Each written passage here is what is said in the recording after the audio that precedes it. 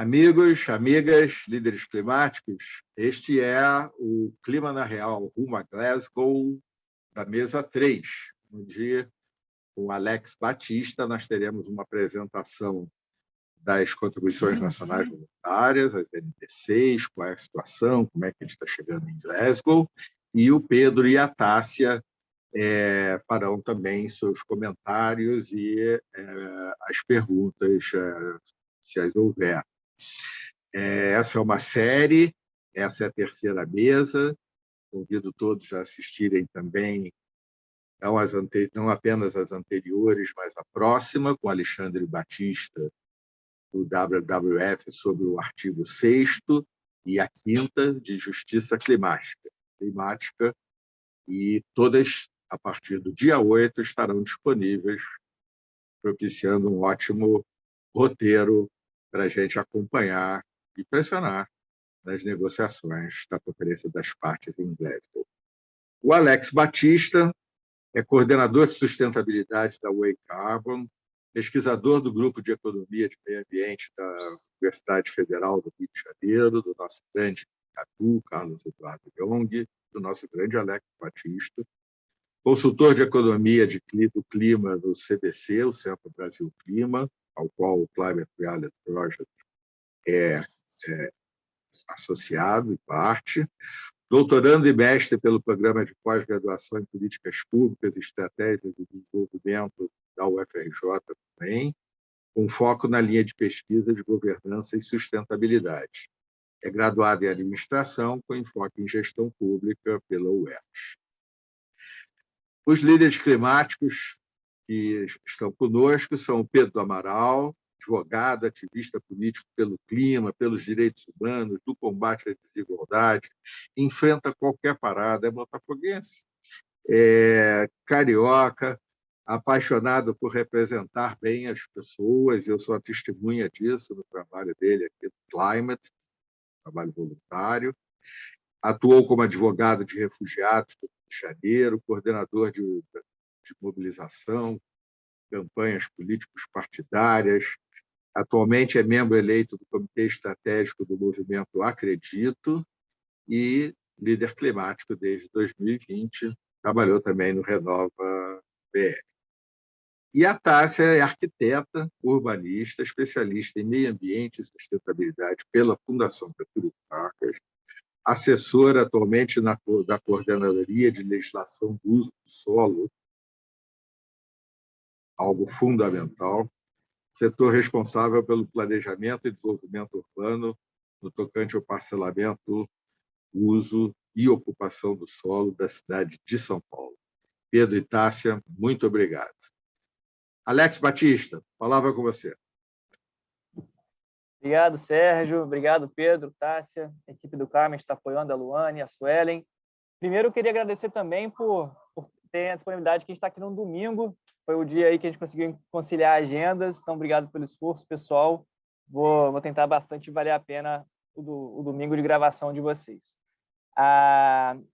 Eu sou catarinense e cresci em Minas, então são os dois sotaques brasileiros mais complicados de entender, mais corridos. Então, acho que isso vai ser bom, porque eu vou falar bem rápido para a gente conseguir aproveitar bastante o tempo.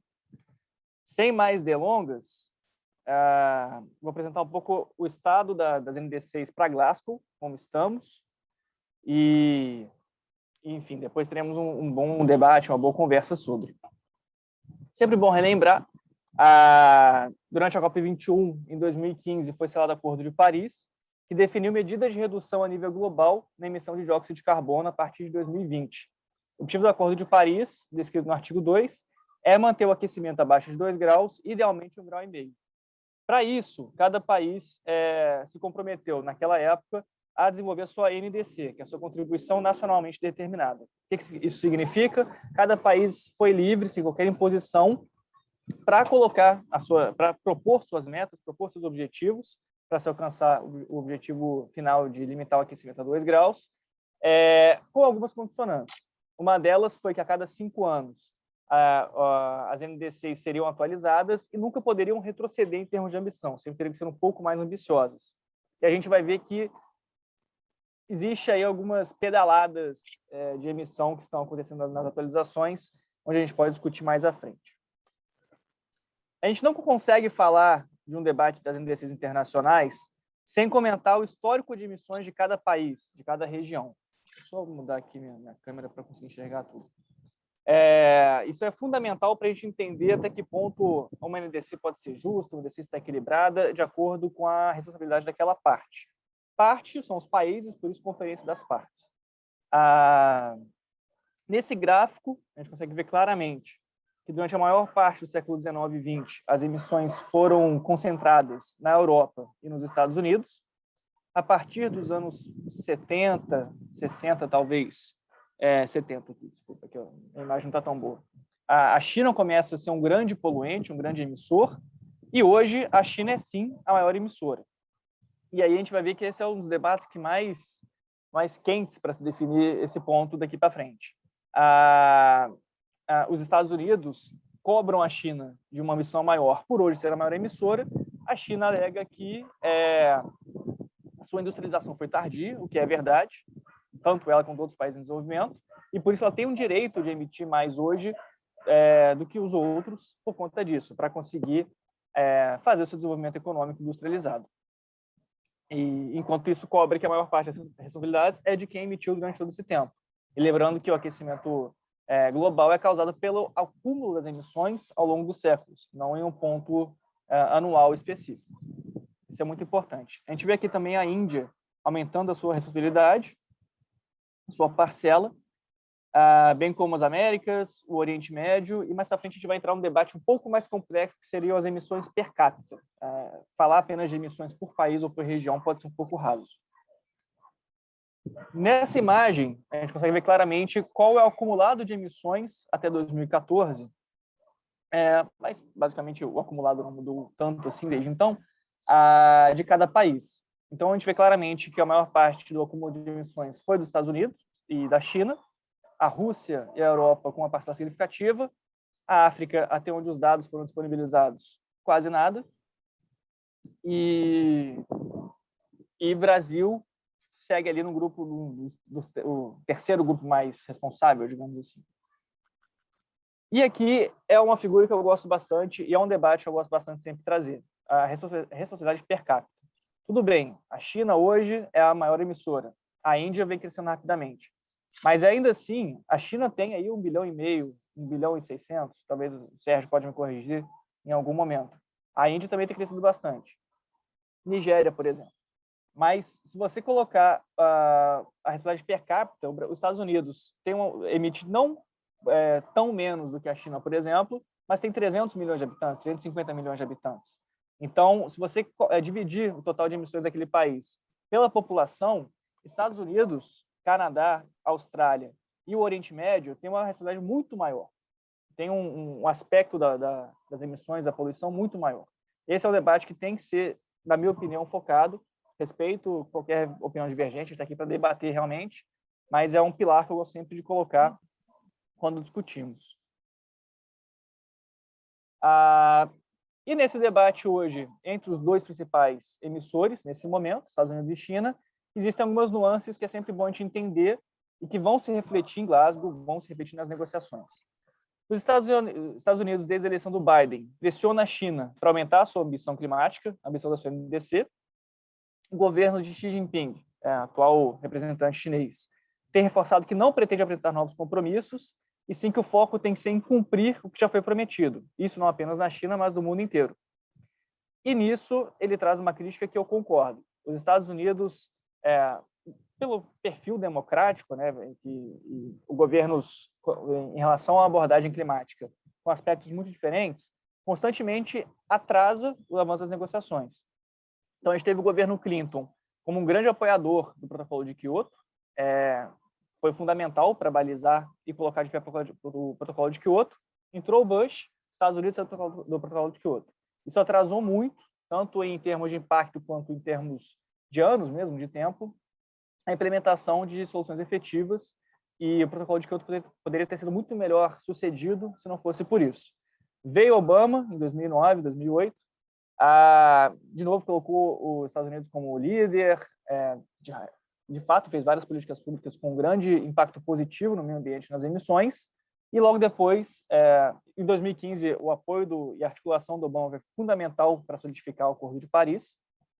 Em 2016, é eleito o Trump, que retrocede tudo. Então, os Estados Unidos ficou 4 anos praticamente congelado no aspecto, ao menos de negociações. O setor privado e alguns estados conseguiram avançar ações climáticas nos Estados Unidos, mas o governo federal atrapalhou de todas as formas possíveis.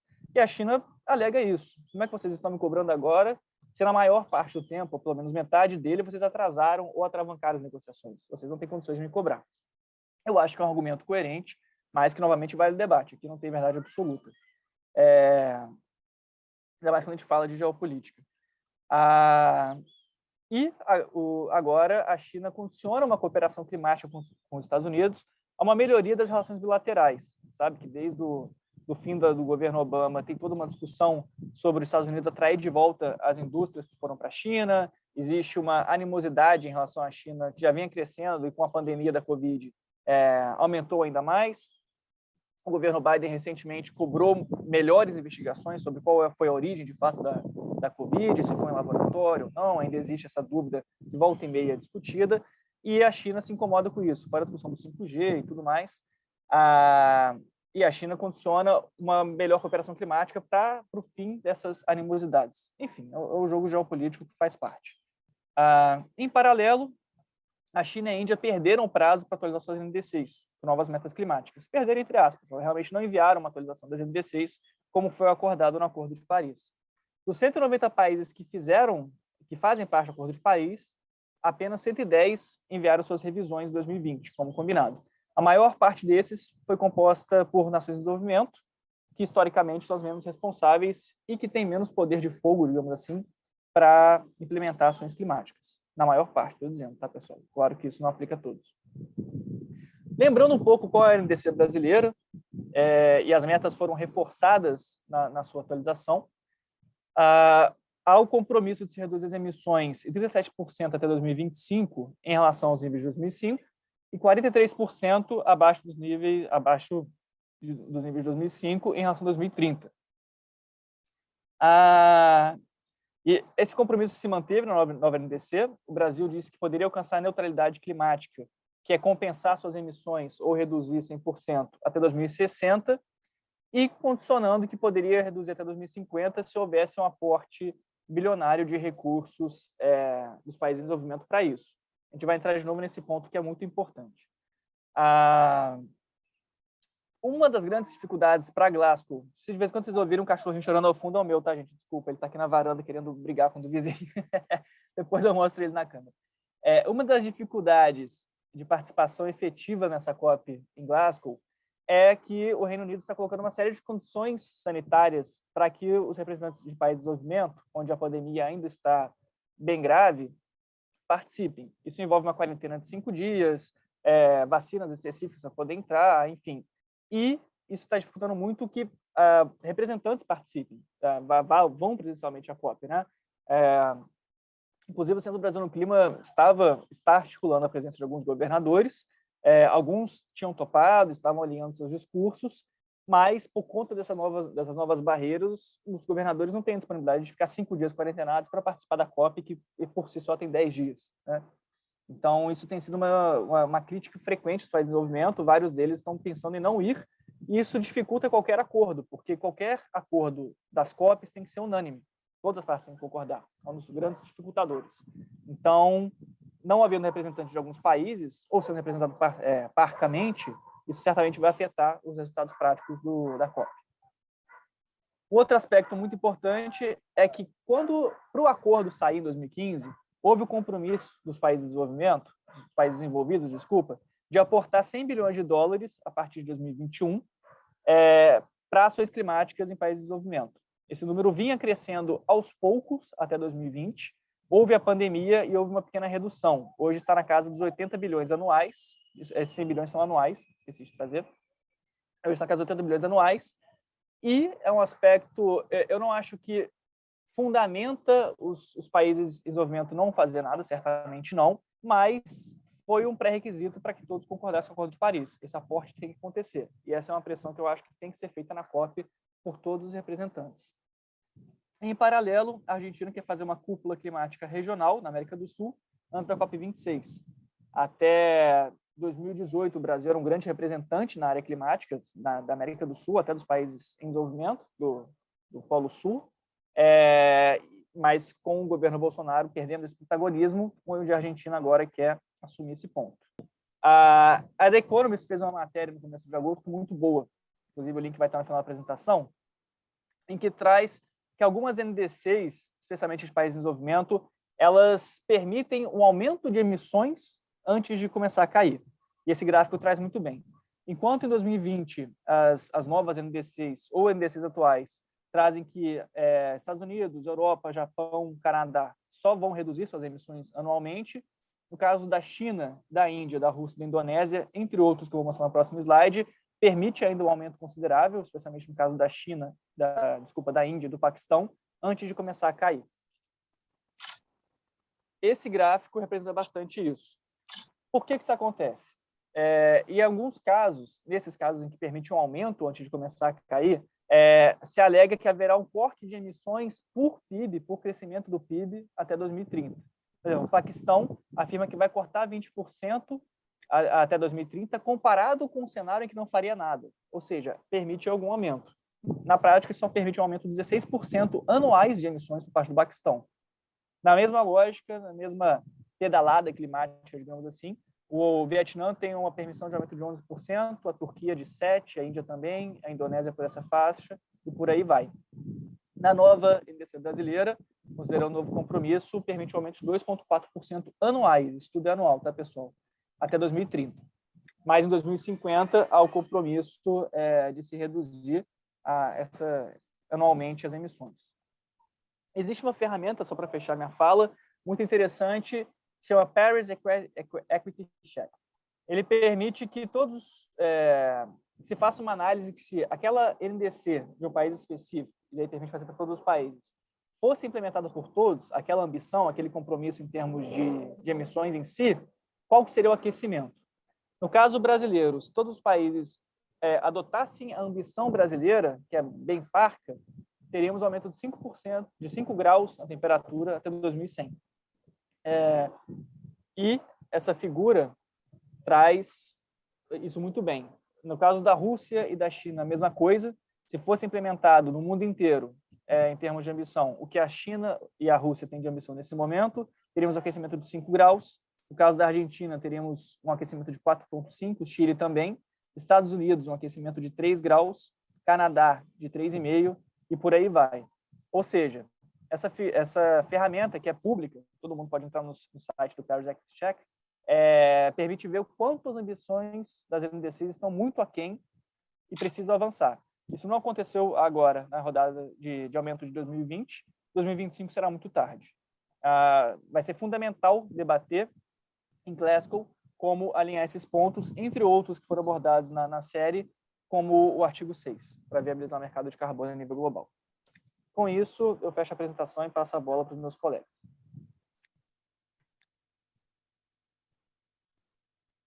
Obrigado, Alex. Pedro e Tássia. Bola com Alex, você. Tudo bem? Eu queria aproveitar esse gancho aqui e aproveitar te perguntando sobre a NDC brasileira. Eu queria que você comentasse como que você viu, na verdade, essas novas primeiras NDCs brasileiras, né, que foram apresentadas em dezembro passado, depois da primeira NDC realmente apresentada em 2016, tivemos essa agora de novo, mas parece que não foi um movimento só do Brasil. Acho que quase 50 países que apresentaram também novas primeiras NDCs, não segundas NDCs. Parece só 11 países apresentaram segundas NDCs propriamente ditas mesmo. E como é que você está vendo isso? Isso é uma tentativa de ganhar mais tempo e não apresentar metas mais ambiciosas, ou isso vai cair para uma análise de país para país? Se você pudesse falar um pouco sobre isso, também entrar um pouquinho na NDC brasileira, quais foram as mudanças que você percebeu? A gente viu que não tem mais uma setorização de redução de emissões por setores da economia, agora é um bolo todo se referindo à economia como um todo. Também trouxe uma nova inovação de carbono neutralidade até 2060, se eu não me engano, e tiveram outras pequenas alterações. E aí, se você puder falar um pouco sobre isso. Obrigado. Obrigado, Pedro. Bom, vou tentar ser breve para a gente conseguir ter o máximo de trocas possíveis. A nova NDC do Brasil, a atualização da NDC do Brasil, eu achei, como é que eu posso dizer, formalmente válida. O problema foi que houve uma espécie de pedalada incluída. Por quê? No novo compromisso, se baseou no inventário nacional, que já naquele momento estava defasado. Em 2015, houve um compromisso com base no segundo inventário nacional, e em 2020, com base no terceiro, sendo que o quarto estava pronto. E o terceiro inventário nacional, que foi fundamentado na ciência e tudo mais, ele trazia que em 2005 houve mais emissões do que o segundo havia identificado. Ou seja, o percentual que você tinha que se reduzir daquilo, no final, o total de emissões acaba sendo maior do que a primeira. Isso, na prática, foi um retrocesso. Mas pode-se alegar, foi fundamentado na ciência. O problema é que, naquele momento, o governo federal já tinha o quarto inventário em mãos, que trazia uma nova atualização do número de 2005, que, na verdade, era menor, trazendo mais para próximo de 2005, só que o governo federal não lançou a tempo, demorou meses, já estando pronto, no inventário nacional, para lançar sua nova NDC, com base no terceiro inventário, ter essa gordura em termos de compromisso, e aí soltou o que é de mais avançado, os dados mais atualizados, que trariam menor. Então, na prática, isso foi uma atualização bastante regressiva. Quanto ao compromisso de 2060 do Brasil, achei positivo, foi um avanço que antes não havia. E existe o possível compromisso de neutralidade climática até 2050 e não 2060, se houver o aporte bilionário.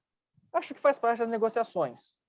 Não sou simpático ao atual governo federal, discordo de muitas coisas, especialmente no aspecto ambiental, mas eu acho que uma pressão ao aporte comprometido dos países desenvolvidos é válido. E aí, até que ponto isso se coloca como condicionante, até que ponto isso se coloca como uma espécie de chantagem, vale o debate até que ponto é uma estratégia de negociação em si. O que realmente houve um grande prejuízo foi que a NDC anterior ela sinalizava como cumprir em cada setor, como você muito bem trouxe, o alcance da meta. Então, trazia lá no setor de energia, pode ser tanto, o aumento de agricultura, de agrofloresta, pode ser tanto, e isso não vem na nova. Isso gera uma certa insegurança, digamos assim. Fica um compromisso mais largo, mais solto, mais frouxo do que antes havia uma diretriz específica. Não sei se eu respondi a sua pergunta. Desculpa. Sim, só para ficar um pouquinho mais claro, você acha que essa ausência de uma setorização das emissões, da redução das emissões na economia, você acha que isso é um aspecto que pode prejudicar a efetividade da preservação ambiental ou não necessariamente?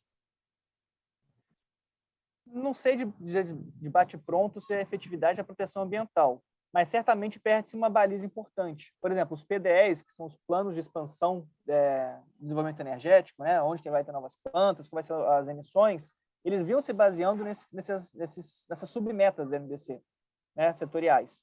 E isso se perde. Então, o planejamento fica mais difícil. Fica mais difícil você apoiar, seja com verba, seja com estrutura, políticas públicas para a agricultura ABC, né, de baixo carbono, se você não tem essas submetas específicas. Então, deixando isso mais frouxo, você, na prática, dificulta a implementação de algumas políticas públicas em um cenário que, institucionalmente, a política ambiental está bem fragilizada. Tá, obrigado. Alex, aproveitando o gancho aqui, né, falando sobre o setor energético, a matriz energética do Brasil hoje ainda utiliza a água como um recurso para abastecer a rede elétrica da maior parcela do território nacional. E sabemos que temos um potencial muito grande para a matriz energética de baixo carbono, com recursos renováveis e tendo também a possibilidade de expansão. Só que estamos passando mais uma vez por uma grave crise hídrica, né, que afeta a população e a economia como um todo. E aí, pensando nesse cenário atual brasileiro, o que você acha sobre a regulamentação do artigo 6º do Acordo de Paris, tão esperado, né, na Glasgow, e se ela impactaria em alguma mudança significativa dessa matriz energética? Você acha que isso poderia acontecer? Existe algum debate já sobre aproveitar a regulamentação do artigo 6º no setor energético? Excelente pergunta, Tassi. Muito boa mesmo, até porque essa nova crise hídrica foi a coisa mais anunciada e planejada que já houve, e ainda assim o governo federal correu nesse caminho, né? Foi um erro de planejamento e implementação, não foi um acaso natural. Eu acho que a implementação do artigo... Primeiro, eu queria dizer que eu acho difícil, infelizmente, que o artigo 6 finalmente saia nessa COP, por conta dessa dificuldade da participação de todos os países, todas as partes. Torço para que esteja errado, mas, infelizmente, eu acho que isso pode ter inviabilizado um pouco. Tomara que esteja errado. Mas, com a implementação do artigo 6 do Acordo de Paris, traz um aspecto muito importante, que é a precificação do carbono. Isso, para o planejamento energético, que exponha menos o setor hídrico, nossos rios, enfim, é muito importante. Existe um estudo do Instituto Escolhas muito bom, que ele traz justamente se os aspectos da precificação de carbono fossem utilizados na matriz energética, quais que seriam as melhores fontes? E aí, indiscutivelmente, se você considera todas as externalidades ambientais que os fósseis causam, se identificou que as fontes renováveis são muito mais interessantes, né? Matriz elétrica, fora os novos riscos climáticos que está exposto à seca, e daí você acaba inviabilizando a produção de algumas hidrelétricas, tem toda a questão que é pouco discutida, que é como as linhas de transmissão causam imenso desmatamento e estimulam ainda mais o desmatamento naquele ar. Então, eu acho que a implementação do artigo 6 do Acordo de Paris aumenta a visibilidade e a importância de especificar o carbono, e isso faz o setor energético direcionar seus esforços para a expansão das renováveis. Legal. E aí, entrando nesse aspecto, pensando um pouco mais numa escala local, né? Sabemos que cada município e uma região metropolitana, ela precisa regulamentar suas políticas urbanas. E aí elas instituem planos estratégicos conforme as demandas e características territoriais locais. E aí, como construir essas políticas nacionais integradas às metas instituídas pelos municípios, uma vez que o poder sobre os projetos e as suas aplicações, elas estão concentradas num plano estratégico de longo prazo?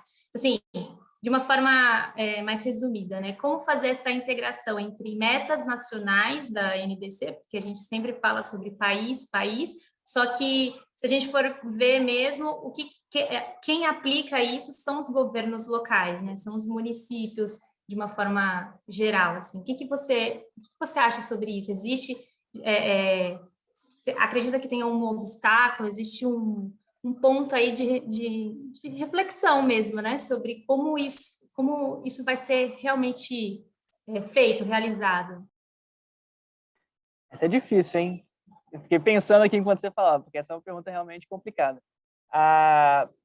Existe toda uma discussão sobre o quanto a política ambiental pode ser centralizada do governo federal e quanto pode ser local, não apenas aspecto climático, como um todo. E aí existe uma série de regras do porquê que o licenciamento seria feito pelo IBAMA, a nível federal, e porquê que seria feito pelo INEA e outros órgãos estaduais. Eu acho, por um lado, é positivo que seja um pouco setorializado certas implementações, porque isso traz engajamento da população local. O problema é que, geralmente, onde há maior, na questão climática especificamente, pelo menos, aonde há maior desmatamento, por exemplo, o setor econômico é mais fundamentado nesse desmatamento, seja em termos de mineração, seja em termos do agronegócio predatório. Então, politicamente, quanto mais você traz a nível regional para implementar esse de fato, tende, pelo menos até aqui, nos aspectos municipais principalmente, tende a haver uma dificuldade de se implementar e avançar as políticas climáticas, pelo menos em termos de Amazônia, que é onde está o grosso das nossas emissões. E aí é todo um debate, até que ponto o governo federal pode implementar políticas específicas que causam todo um efeito econômico na população local, até que ponto é o governo estadual que deve ser, ou o governo municipal que deve ser ali o carro-chefe de combate ao desmatamento. Tem toda uma questão, uma discussão sobre autonomia. Mas eu vejo essa relação. Existe o lado bom de você trazer mais a população local, tentar, pelo menos, a implementar essas políticas ambientais e climáticas, mas existe, pelo menos até aqui historicamente, uma dificuldade maior porque os interesses econômicos locais prevalecem mais do que o interesse nacional, digamos assim. Exatamente, concordo plenamente. Alex, eu queria fechar aqui com duas perguntinhas. Infelizmente, a gente não tem todo o tempo do mundo aqui. Acho que a gente poderia passar horas e horas aqui conversando com você sobre esse assunto. E aí eu queria te perguntar, se você puder ser breve, assim, como é que a gente está em termos de implementação, né? De 2016 para cá, o que a gente fez bem feito, o que deu certo, das NDCs e o que deu muito errado, assim. E aí eu queria te perguntar também, para finalizar, como a gente apresentou essas novas primeiras NDCs brasileiras, né? Que na verdade é um novo empacotamento dessas NDCs de 2016. Onde que a gente deveria estar em termos de NDC agora? Quais deveriam ser as nossas segundas NDCs?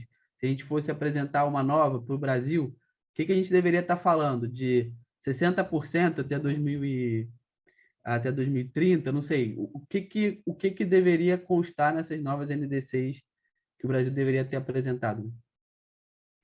Só para entender bem claramente, é uma pergunta mais no contexto brasileiro, todas as perguntas, ou quando você fala o que a gente deveria ter feito, o que avançou ou não a nível global? Eu estava me referindo ao Brasil, mas pode falar também do mundo se quiser, fica à vontade. Não, beleza, só para entender, a gente fica no Brasil, não tem problema não. Olha, a gente retrocedeu muito, né, na política ambiental como um todo, a gente desmontou a política ambiental, seja em termos de orçamento, em termos de equipe para implementar, em termos de legislação mesmo, teve vários retrocessos. Então, é difícil ver onde a gente acertou de 2015 para cá, no contexto nacional, pelo menos. Realmente, eu estou me esforçando para pensar aqui num acerto e está difícil. Então, em termos de mundo, assim, se você puder, tem alguns avanços claros ou também está difícil de enxergar? Não sei se você puder falar. Em termos de mundo, eu acho que existe um avanço claro no seguinte sentido.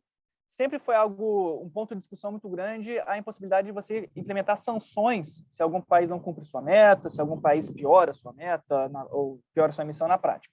E faz parte do tipo de negociação que se ocorre nessas esferas. Mas, ultimamente, tá ventando aqui, se eu atrapalhar o microfone, vocês falam, tá, pessoal? Deu a barreira aqui. Tem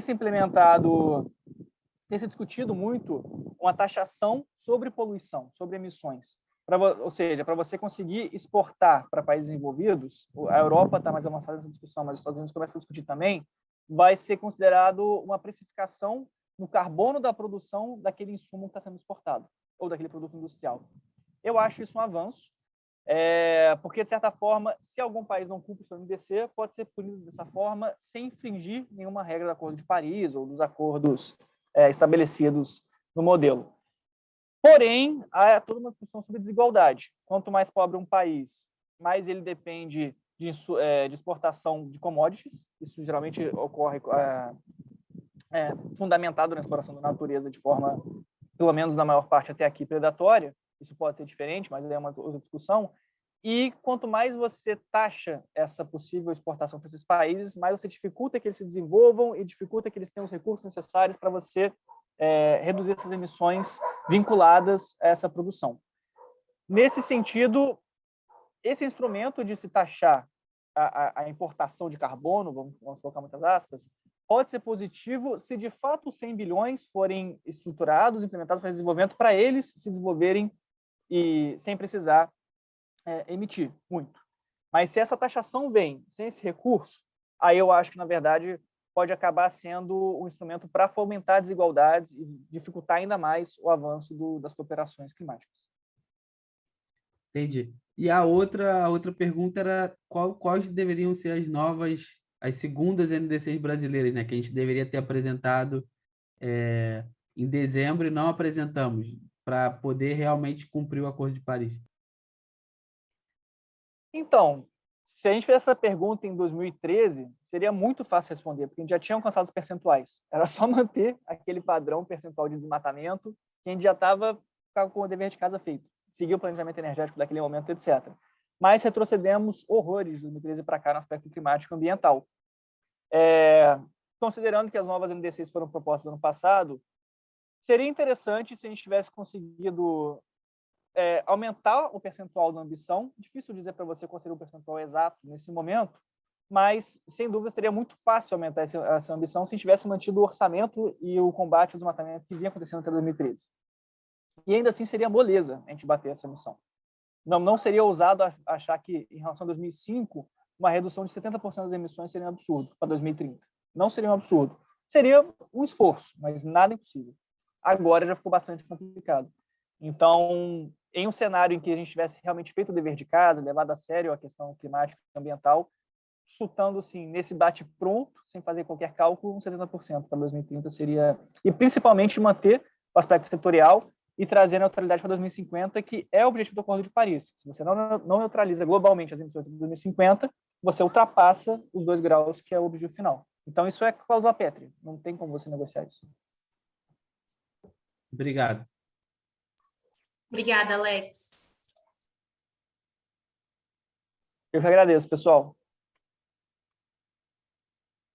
Agradecemos todos essa conversa sensacional. Super obrigado, Alex, Tássia, Pedro. Vamos em frente. Vamos juntos, vamos longe. Igualmente. Obrigada a todos.